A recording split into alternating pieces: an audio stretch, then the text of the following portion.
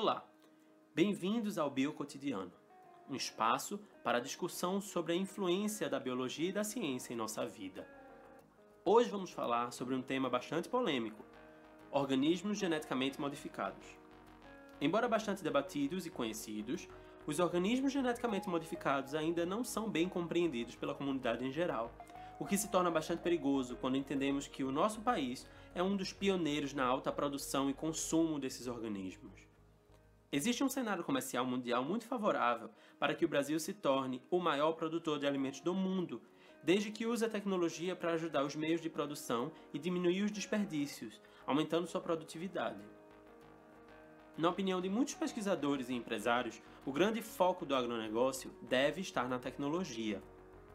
Essa forma de pensamento é ao mesmo tempo estimulante e perigosa, afinal, todos sabemos que no Brasil há uma tendência a implementar medidas de desenvolvimento sem um real planejamento de riscos.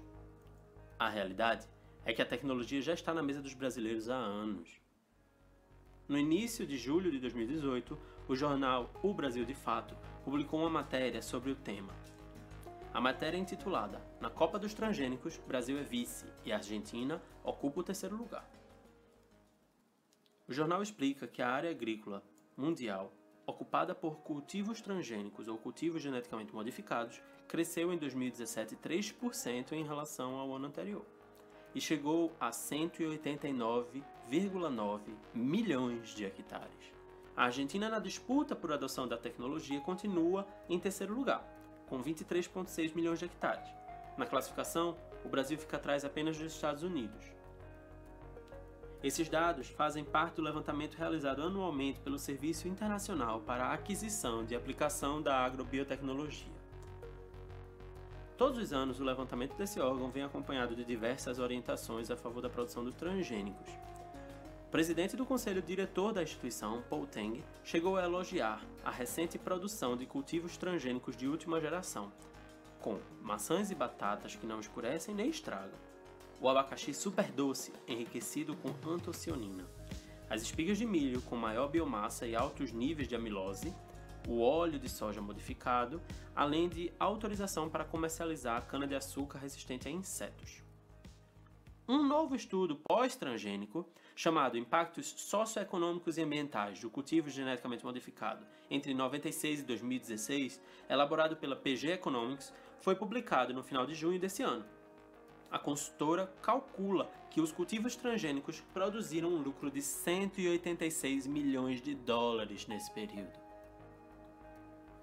Todos esses dados nos mostram que o Brasil e brasileiros estão em contato extremo com esses alimentos geneticamente modificados. Mas será que a população sabe o que ela está comendo? Segundo pesquisa encomendada pelo Conselho de Informações sobre Biotecnologia, CIB, divulgada pela Folha de São Paulo em 2016, apenas 11% das pessoas souberam identificar os produtos transgênicos cultivados no Brasil, como soja, milho e algodão. Apenas 17% das pessoas sabiam que ingeriam DNA, embora 33% acredita que a ingestão desses produtos faz mal à saúde. Em 1953, o biólogo norte-americano James Watson e o físico inglês Francis Crick propuseram um modelo para explicar a estrutura do DNA. O DNA é encontrado principalmente nos cromossomos, no interior do núcleo das células. Todas as células e organismos vivos possuem DNA: bactéria, planta, fungo e a nossa. Ela é uma longa molécula formada por dupla fita de nucleotídeos enrolada uma sobre a outra, que formam uma estrutura helicoidal. Esses nucleotídeos são as letrinhas que constituem a informação genética, como uma língua. Temos a adenina, A, guanina, G, timina, T e citosina, C. Sequências dessas letrinhas contidas no DNA são lidas e processadas pela célula para realizar suas funções e formar as características. Essas sequências são chamadas de genes. O DNA se caracteriza pela sua capacidade de replicação, um processo natural em que uma série de enzimas e outras moléculas fazem cópia desse DNA. Enzimas similares são utilizadas na tecnologia do DNA recombinante, onde artificialmente são utilizadas para fazer cópia do DNA de um organismo e introduzi-lo no DNA de outro organismo, formando o que chamamos de transgênicos, organismos que recebem parte do DNA de um outro organismo. Existem outras formas de manipular o DNA, além dos transgênicos. todos os organismos que têm seu DNA manipulado de forma artificial são considerados organismos geneticamente modificados. Em julho de 2018, o jornal Sul 21 publicou uma matéria intitulada Brasil facilita a adoção de tecnologias com potencial cancerígeno. Nessa matéria, o jornal fala que a Corte de Justiça da União Europeia decidiu recentemente que organismos obtidos por alterações genéticas, como por meio de técnicas de edição de genes e organismos geneticamente modificados, os transgênicos, estão, em princípio, sujeitos aos mesmos critérios de legislação. Novas tecnologias, como a CRISPR-Cas e edita genes de células, passam a ter o mesmo tratamento legal que os transgênicos, e os projetos que utilizam essas técnicas passam a ser submetidos obrigatoriamente às mesmas exigências de avaliação de risco, tudo em nome do maior controle da biossegurança. No Brasil, no entanto, ocorre exatamente o contrário. No começo de junho, a Comissão Técnica Nacional de Biossegurança, CTN-Bio, deu parecer favorável à empresa belga-brasileira Global East, dispensando 2 de seus pedidos de cumprimento de lei de biossegurança. Trata-se de 2 linhagens de leveduras destinadas à produção de etanol. A presidente da comissão, Maria Sueli Soares Felipe, falou que não são considerados transgênicos porque não deixam rastro do outro DNA dentro dele.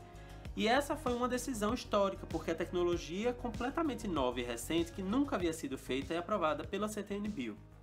Já a pesquisadora do Centro de Biossegurança de Genok, na Noruega, a brasileira Sara Agapto, explicou que a decisão da Corte Europeia é acertada, enquanto que a da CTN-Bio é equivocada. O CRISPR-Cas só funciona quando acoplado a uma molécula de RNA guia, uma molécula manipulada fora da célula artificialmente, independente de ter segmentos equivalentes ao DNA natural. Não precisa ter introdução de gene para ser transgênico, basta ter sido modificado por técnicas de engenharia molecular. No caso das leveduras, o DNA foi modificado pela engenharia genética definida como manipulação de DNA ou RNA recombinante. Pela legislação brasileira, o organismo geneticamente modificado é todo aquele cujo material genético tenha sido modificado por qualquer técnica de engenharia genética. Então essas leveduras são organismos geneticamente modificados. Sara explica que cada célula, cada organismo reage diferente à edição de DNA por meio dessa técnica, sem contar os estudos recentes que mostram que as células humanas alteradas pela técnica possuem um gene defeituoso P53, um gene relacionado com o desenvolvimento do câncer. Por isso a reação da comunidade acadêmica. Foram 2 artigos publicados juntos na Nature Medicine. Toda essa polêmica ainda está muito longe de ser resolvida, mas temos que estar atentos e ser conscientes das nossas escolhas. E você aí de casa, você é a favor dessa técnica? Você consome ou consumiria esses alimentos? Você está ciente do que está acontecendo? Comenta aqui embaixo, dá a tua opinião.